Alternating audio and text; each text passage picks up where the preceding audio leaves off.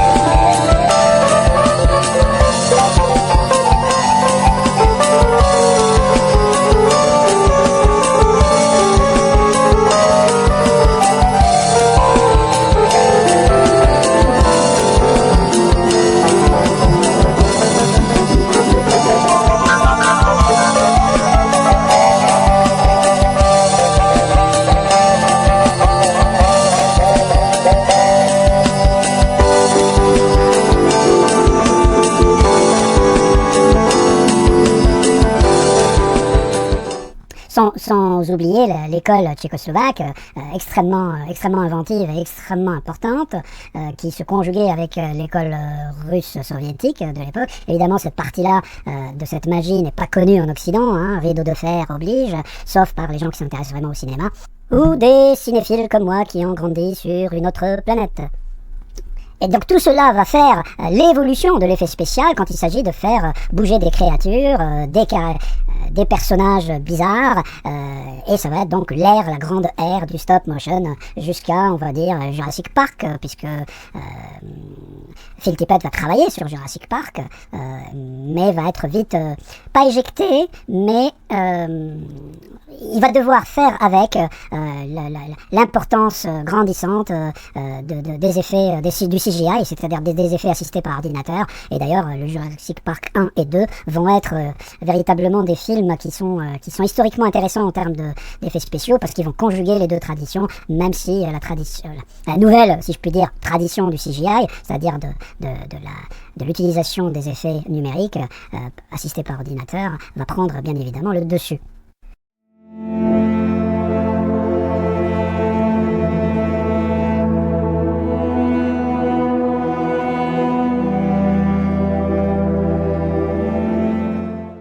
Mais jusque-là, hein, Phil Tippett, bien, il va être en prise directe avec cet héritage dont j'ai parlé brièvement. Je ne vais pas faire un sujet là-dessus parce que je pourrais passer 2 heures. Hein, c'est pas le propos, puisque c'est juste vous dire le coup de cœur que j'ai pour le film dont je vais parler assez rapidement.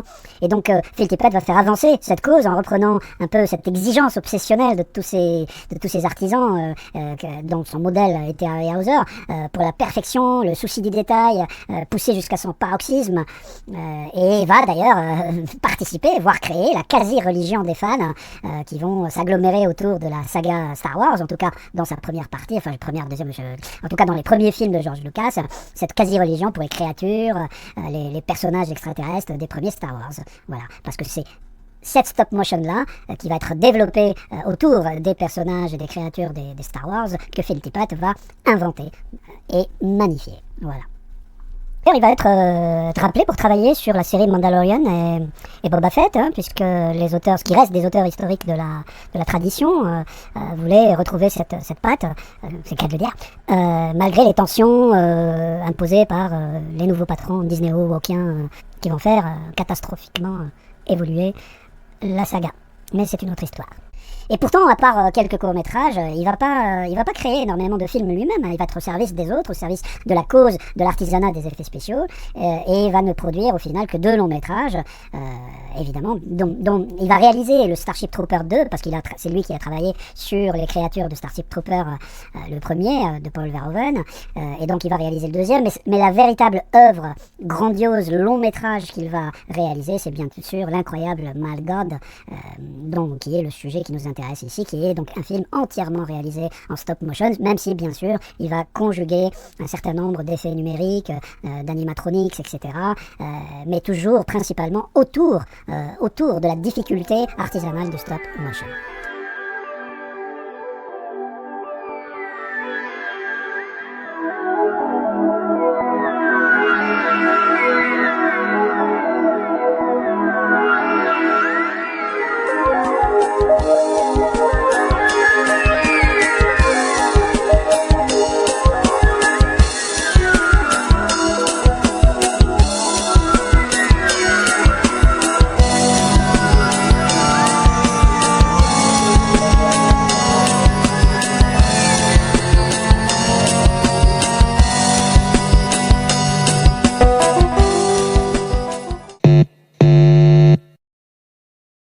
Mais je digresse. Revenons à nos moutons, j'adore cette expression, chaque fois que je peux, je la place. Bien qu'ici, évidemment, on ne peut pas ne pas penser à Shaun the Sheep, Shaun le mouton, un des chefs-d'œuvre de la stop motion actuelle des Adman Studios. Voilà, un petit clin d'œil.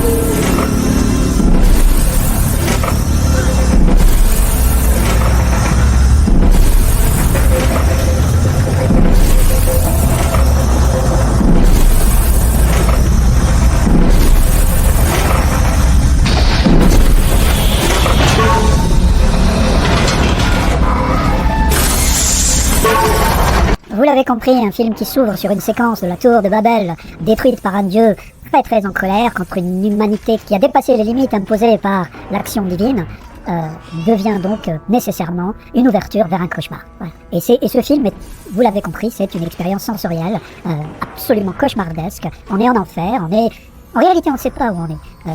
Il y a un fil directeur qu'on peut un petit peu essayer de comprendre.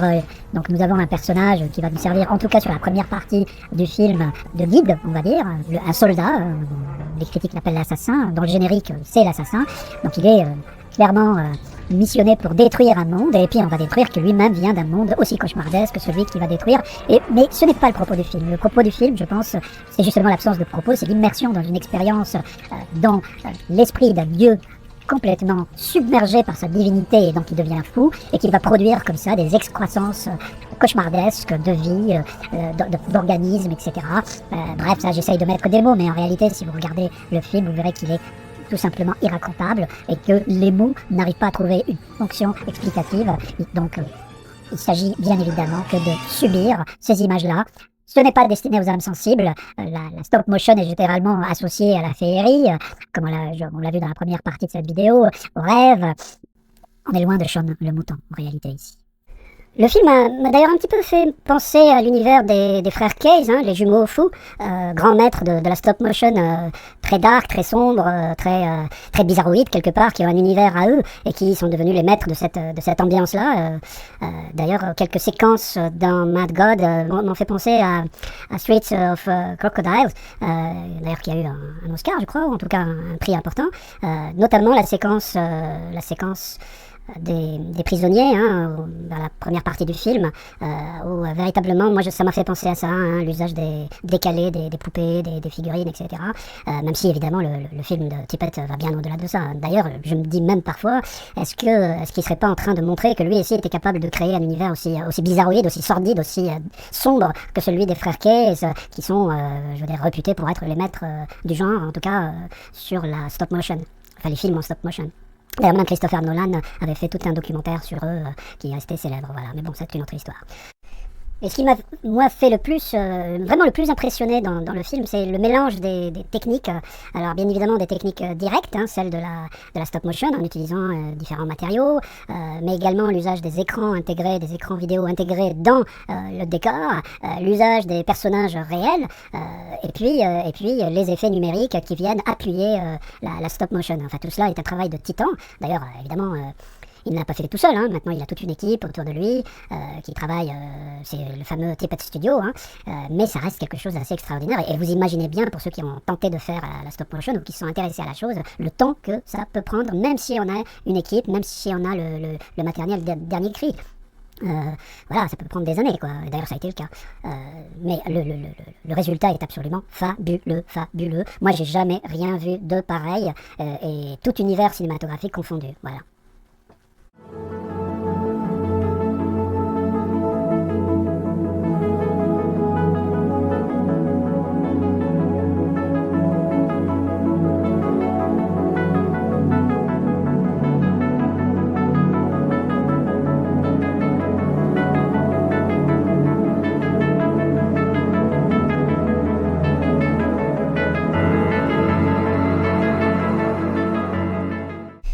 Et puis il y a la bande-son, faut pas l'oublier la bande-son, parce que ce qui fait de ce film une expérience immersive, c'est bien évidemment les sons qui sont complètement intégrés dans cette espèce d'expérience sensorielle que nous avons en regardant les images. Comme je le disais, c'est une expérience sensorielle. Quand on regarde un film, on n'a que deux sens en réalité qui construisent le processus de représentation, l'œil, les yeux, et puis évidemment l'oreille, la bande-son. Le reste, le toucher, l'odorat, etc. Les films en général n'arrivent pas à les rendre. Mais dans ce film, on arrive à rentrer grâce à nos deux sens, la perception visuelle et la perception auditive, on arrive à rentrer dans quelque chose qui fait participer nos autres sens. C'est en cela que je disais au départ que C'est un film organique, c'est une expérience organique au sens complet du terme. Et c'est le génie de ce film, c'est aussi sa folie. Alors bien sûr, la bande-son a été composée par un artiste assez connu qui s'appelle Dan Wool, qui est un musicien, mais qui est aussi ce qu'on appelle un sound designer, un sculpteur de son, donc quelqu'un qui travaille sur les effets spéciaux du son, mais qui est en même temps, bien sûr, un compositeur. Voilà. Et le film, donc, lui doit beaucoup. Il a travaillé de manière assez proche avec Phil Tippett pour qu'il y ait cette symbiose que nous avons entre le son et les images. Génial. Avec ce film, on n'est pas loin de rentrer dans la tête d'un dieu fou, certes, mais également dans la tête d'un auteur, d'un artiste, qui lui-même, à travers, je pense, ce film, arrive à expurger une partie de sa folie intrinsèque. Finalement, n'est-ce pas là même le propos de tout art? Phil Tippett le dit lui-même.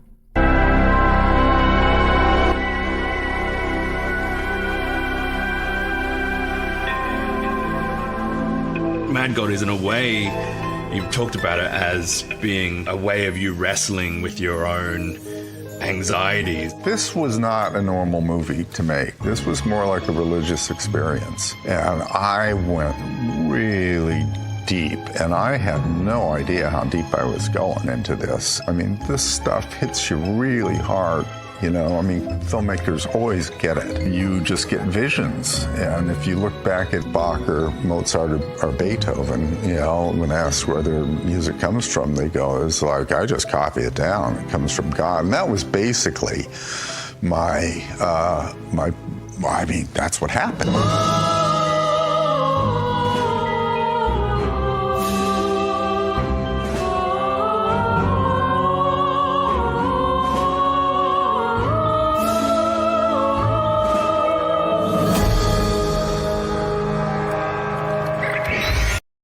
Moi j'en ai pris plein la tronche, j'en tremble encore. Et pourtant je suis encore moins humain que Zardoz, mon maître.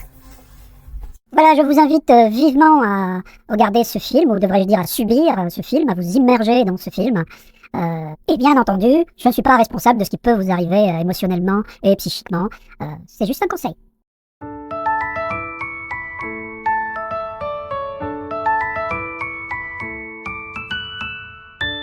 Mignon, j'ai toujours aimé les interludes. La deuxième pépite du jour, c'est Mad Heidi, comme je l'ai dit, un film complètement déjanté, mais d'une autre manière que Mad God.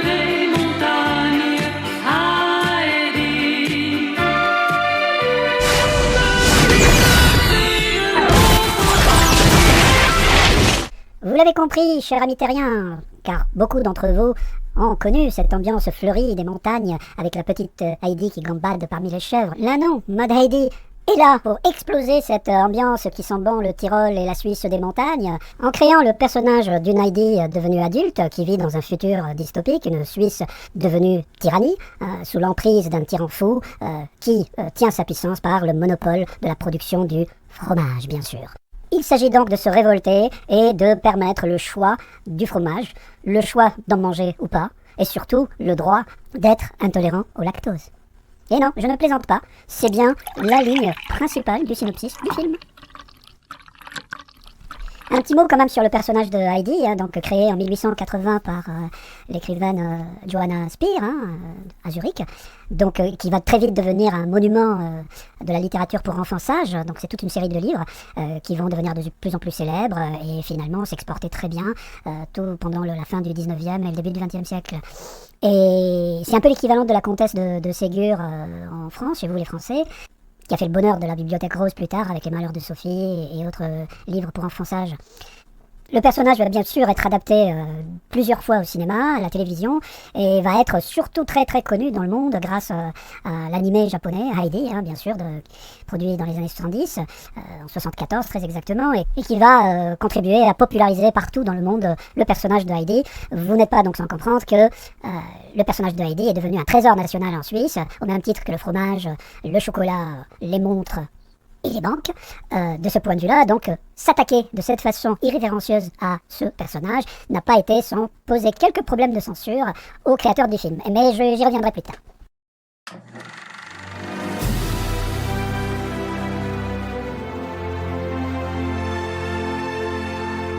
Heidi! Go, Peter!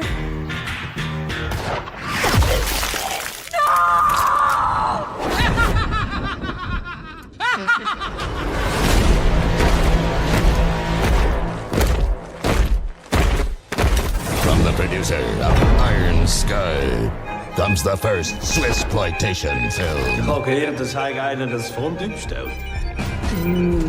I love the smell of cheese in the morning. But I am a lactose intolerant.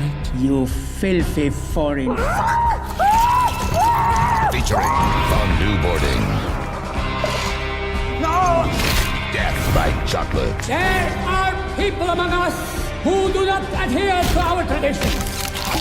Swiss Army knives. They are spreading like a disease. Every citizen has a decision to make. You are either with us or with the cockroaches. And one badass Heidi. Death to the fatherland! Long live the fatherland!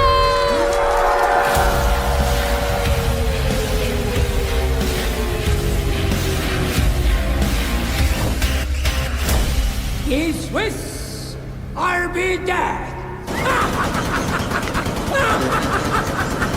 Mad Heidi.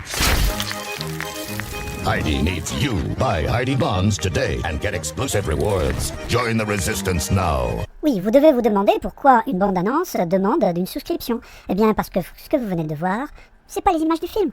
C'est une bande-annonce qui est destinée, dans une stratégie de levée de fonds, à financer le film par les gens qui seraient convaincus par les capacités déjantées de ce que le film pourrait devenir. Vous me suivez ? Vous l'avez compris, il s'agit de donner envie à un maximum de fans potentiels, de geeks déjà établis, de pouvoir financer par les procédures de financement en ligne, c'est-à-dire de devenir finalement les équivalents d'actionnaires et, puisqu'on est dans le cinéma, de producteurs, de collectifs de producteurs, pour pouvoir faire en sorte que le film prenne vie. Et ça, je dois dire que c'est quelque chose qui est relativement nouveau et qui procède d'une certaine révolution dans la réappropriation par les fans spectateurs amoureux du cinéma du processus même de production vu ce qui se passe actuellement sur votre planète, c'est-à-dire l'ectoplasmique vide cosmique des productions établies. Je ne parlerai même pas de Disney. Je reviendrai là-dessus en fin de vidéo. Alors, l'idée du film vient d'un réalisateur, qui n'avait jamais fait de film, qui avait plutôt officié dans les clips, le cinéma d'entreprise, etc. Johan Hartmann, suisse donc, bien sûr, et qui va avoir l'idée de ce procédé, c'est-à-dire de dire, je vais exploser quelque chose. C'est un amoureux de cinéma qu'on dit de genre, et donc il va dire, je vais mélanger les clichés qui collent aux montagnes suisses à son amour premier du cinéma, c'est-à-dire le cinéma de genre, la série B, ou plus de manière même plus méprisante, ce qu'on a appelé la série Z, mais bon, ça ne veut rien dire en réalité, parce que je reviendrai là-dessus plus tard, en fin de vidéo aussi, c'est la question de la sincérité qui importe. Und ich habe gedacht, es wäre doch cool, eben die Schweizer Heimatfilm-Klischees zu nehmen und die mit einem Genrefilm zu vermischen und das Ganze ein bisschen blutig zu machen und lustig und actionreich. Et donc ce geek de Johan Hartmann va arriver à entrer en contact avec un réalisateur finlandais complètement starbé, lui aussi, Teo Kaukoman, qui a produit ce qui est devenu un film culte de genre, Iron Sky. Je vous laisse regarder la bande-annonce pour voir à quel point ces gens sont starbés. Et j'adore. Only moments ago, New York has come under attack. Witnesses claim to have seen hundreds of UFOs. It's opening fire! Oh my God!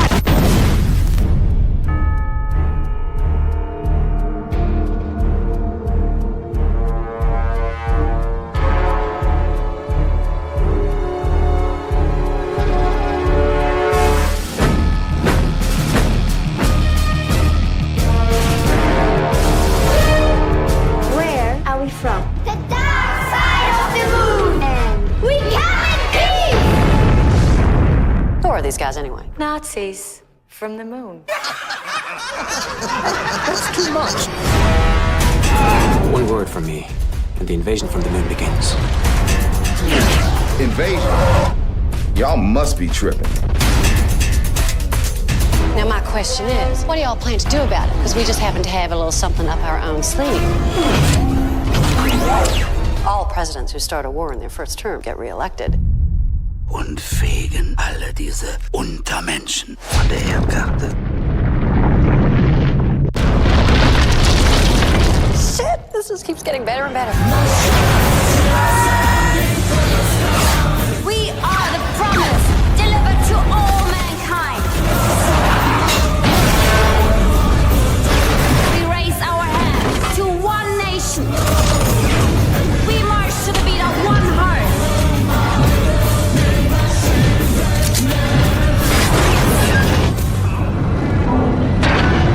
The world is sick, but we are the doctors. Wir sehen uns in Valhalla.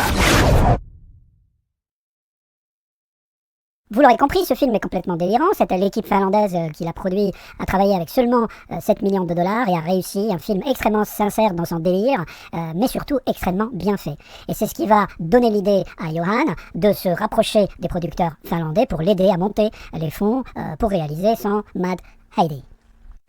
Ils montrent donc ensemble un système de financement par souscription qui va très bien marcher et arriveront à monter à peu près 1 million de francs suisses, ce qui est pas mal du tout. Et ils vont se lancer dans la production du film avec une équipe totalement indépendante et monter pour les circonstances une maison de production qui va s'appeler donc Swiss Exploitation, un petit clin d'œil à la Black Exploitation. Pour les anglophones d'entre vous, ça veut dire la production de films de genre, de série B, de petit budget, synonyme d'indépendance, etc. Si je ne me trompe pas, Mad Heidi va être le premier film de l'histoire du cinéma à être totalement financé par ses fans potentiels et à être distribué et marketé par ce financement. Donc c'est vraiment, je pense que c'est le seul film qu'on peut réellement aujourd'hui définir comme indépendant. Et c'est un fromage suisse. I love the smell of cheese in the morning. Mais écoutons ceux qui ont contribué à faire ce film en parler eux-mêmes. Pour moi, ils ont déjà accompli énormément, ils ont déjà réussi. Parce qu'avoir autant d'abonnés, une telle visibilité au niveau global, et puis réussir à monter un budget avec des fans, avec du crowdfunding et avec cette nouvelle plateforme innovante de investors, moi je crois qu'ils ont déjà changé un petit peu les choses, parce qu'en tout cas ils donnent l'exemple comme quoi il faut être audacieux, il faut être innovant, et puis il faut y aller. Es ist natürlich eine grosse Herausforderung, so ein Projekt zu machen. Vor allem eben, wenn es das erste Langspielfilmprojekt ist. Aber sehr cool, dass ich die Chance habe, das zu machen. Und denke, es kommt gut. C'est clairement le plus sanglant, c'est le plus fun, c'est le plus décalé, c'est le plus satirique. I think this is so crazy, so much blood, and I think it's a crazy idea. Ils vont tellement dans l'exagération, ils vont dans une telle satire, ils vont dans une telle mise en abîme de nos propres clichés sur nous-mêmes, en reprenant finalement les codes de l'exploitation, du cinéma d'exploitation et avec cette figure légendaire de Heidi, je crois que c'est vraiment le summum en fait. Dass man da jetzt wirklich so die Schweizer Grenzen ein bisschen austesten und mit den Klischees spielen. Und dass es natürlich Gore ist und Splatter und blutig. Endlich mal, es wird langsam Zeit, dass man das mal sieht. Et donc on va se retrouver devant un film, comme je l'ai dit précédemment, complètement déjanté, qui va donc pousser au paroxysme les délires en faisant de multi-références directes, indirectes, à toute une culture de cinéphage, principalement de cinéphage de cinéma de genre. The hills are alive with the sound of music, with songs they have sung for 1,000 years. The hills fill my heart with the sound of music. My heart wants to sing every song it hears. My heart wants to beat like the wings of the birds that rise from the lake to the trees. My heart wants to sigh like a chime that flies from a church. et de ce fait va réussir son pari. Je pense que clairement le pari est réussi. On va avoir le plaisir de retrouver en dictateur fou l'acteur Casper Van Dien, on se rappelle tous de lui dans Starship Trooper, un acteur qui n'a pas eu une grande carrière, mais qui ici a l'air de s'éclater follement et qui rajoute une touche de qualité au film. Dear citizen, today we shall celebrate Switzerland's new order. Je vous invite à courir, vous installer sur votre canapé et vous procurer d'une manière ou d'une autre ce film, le regarder. Il n'y a pas de prétention, c'est juste un bon moment à passer, même si le film, malgré ses énormes qualités, vu le peu de moyens investis, souffre de quelques faiblesses, notamment les scènes de combat, je trouve, ne sont pas excellemment chorégraphiées et exécutées. De plus, je trouve que le film souffre d'un manque de rythme, sans doute dû à un montage pas trop serré. Il aurait gagné à le faire un peu plus rapidement, à serrer un peu plus le montage, je trouve. C'est pas très grave. Mais on ferme les yeux, on n'a pas intérêt à le faire quand on regarde un film, mais on se dit, ce n'est pas très grave, c'est un film potache, il s'agit de ne pas le prendre, ni se prendre au sérieux, comme les auteurs ne se sentent pas visiblement pris au sérieux. Les seuls qui l'ont pris au sérieux, c'est évidemment les critiques et défenseurs de l'ordre établi en Suisse, c'est un pléonasme d'ailleurs de le dire, les conservateurs suisses, également un pléonasme, qui vont dire, mais comment vous allez oser toucher à Heidi, ce personnage trésor de l'enfance mondiale, etc., etc. Bien, on s'en fiche largement. Ici, la sincérité du jeu avec les clichés est évidente et c'est ce qui compte.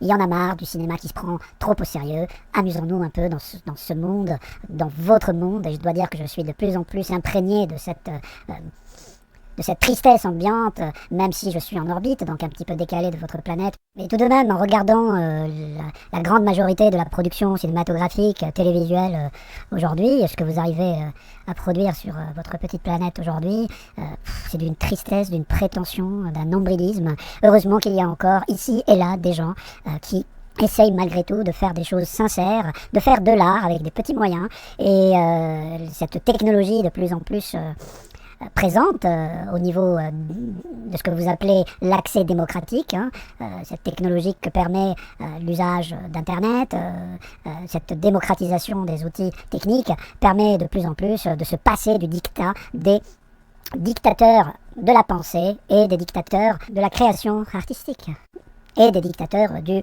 fromage.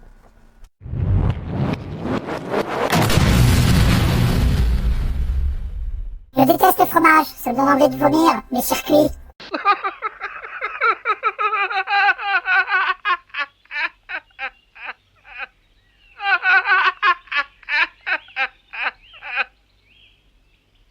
And now for something completely different.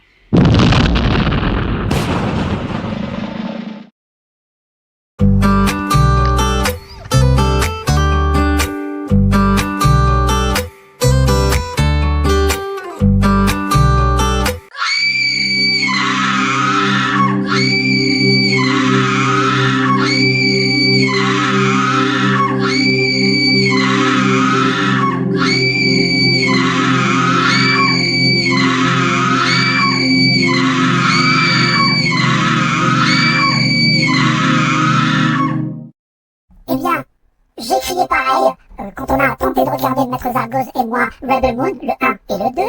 Attention, il y en a d'autres qui vont arriver, mais on en parlera plus tard. Donc, vous avez compris, le frisbee du jour, c'est en fait deux frisbees, Rebel Moon Part 1, Rebel Moon Part 2 de l'inénarrable Zack Snyder. Vous avez compris, c'est moi qui vais vous présenter, à la demande de Maître Zargoz, le frisbee du jour. Et donc, Rebel Moon et Rebel Moon 2 de Zack Snyder, sans doute le film le plus féministe qu'il ait réalisé. D'accord, vous ne croyez pas? Regardez donc. Ah, c'est pas beau ça? Un voyage intergalactique à travers...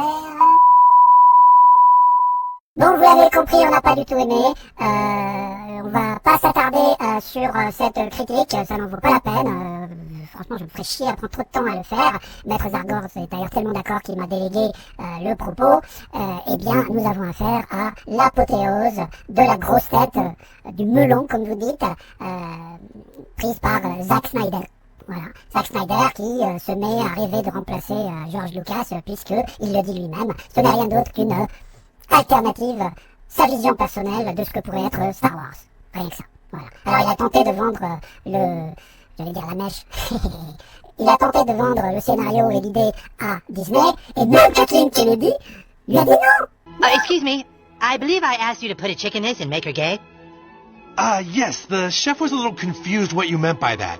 It means put a chick in the linguine and make her fucking gay! And I want it lame! Vous vous rappelez, il venait d'être viré de DC, son projet complètement prétentieux de Justice League avec des suites alternatives, patati patata, ben voilà, il va nous le servir aujourd'hui dans ce projet qui pue le fric, mais qui pue l'absence d'idées. Pour aller très vite, Zack Snyder n'a rien à dire, si ce n'est nous resservir ses ralentis à outrance.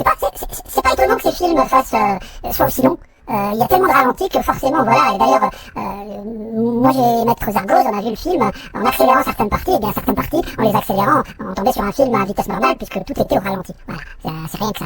Alors les personnages sont creux, l'histoire est nulle, c'est du plagiat. Alors évidemment, maintenant la grande mode, c'est de dire, nous faisons hommage, c'est ma version 2, alors qu'en fait, on ne fait que masquer une pure entreprise de plagiat, quelque part un aveu d'absence de vision, d'absence d'idées, d'absence de possibilités de création. Évidemment, le fric couvre tout ça parce qu'il permet des effets en veux-tu en voilà plein la gueule. Et de fait, c'est le contre-exemple parfait de ce qu'on disait, ce que Matt Zargoz disait de Mad Heidi. C'est-à-dire, malgré ses imperfections, le film faisait avec un budget rikiki, mais surtout transpirer la sincérité, l'esprit un peu fou des pionniers du cinéma finalement. Alors je dis pas qu'il est en train d'inventer quoi que ce soit, mais je dis que c'est la première fois que nous avons affaire à un film qui se raconte pas. Enfin il y en a eu d'autres, mais celui-là est tellement intéressant parce qu'il est totalement indépendant financièrement et finalement avec très peu d'argent. Donc on arrive à faire quelque chose de sincère, quelque chose de standard, comme vous dites, mais on l'accepte avec ses faiblesses parce que on juge la sincérité et aussi le talent, parce qu'il y a du talent dans Mad Heidi. Ici, il n'y a que des sous et de la prétention. Les acteurs sont absolument réduits à des personnages, j'allais même pas dire de bande dessinée, parce que aujourd'hui la bande dessinée, comme depuis toujours, a su travailler, notamment la bande dessinée de science-fiction, a su travailler ces personnages. Ici, nous avons affaire à des espèces d'ectoplasme cosmique, bourré de clichés, et finalement une histoire bourrée d'invraisemblances. Je ne rentrerai pas dans les détails, vous n'avez qu'à essayer de le regarder, je dis bien essayer, parce que si vous aimez le cinéma, si vous aimez la science-fiction, vous allez ne pas en avoir pour votre argent. Voilà, si vous payez un abonnement Netflix, bien sûr. Voilà. Donc tout cela pour dire que nous avons affaire encore une fois à la preuve qu'il va falloir faire quelque chose pour arrêter ce culte, parce que c'est pas autre chose. Nous avons affaire à une secte de fans autour de ce monsieur Zack Snyder qui a tellement pris la grosse tête qu'il va nous servir et nous resservir et nous resservir les mêmes recettes tout en disant que c'est de l'invention, que c'est de l'innovation et qu'il fait avancer le cinéma. Il ne fait avancer rien du tout, il fait avancer la médiocrité dans laquelle s'est enfoncée la grande production cinématographique actuelle qui patauge. Heureusement, comme le dit Maître Zargoz, il y a encore ici et là des personnes qui essayent de faire au mieux avec la meilleure sincérité qui fait les vrais créateurs. Bref, vas-y mon chien, bouffe le frisbee, bouffe-le, déchire-le. C'est une bouse.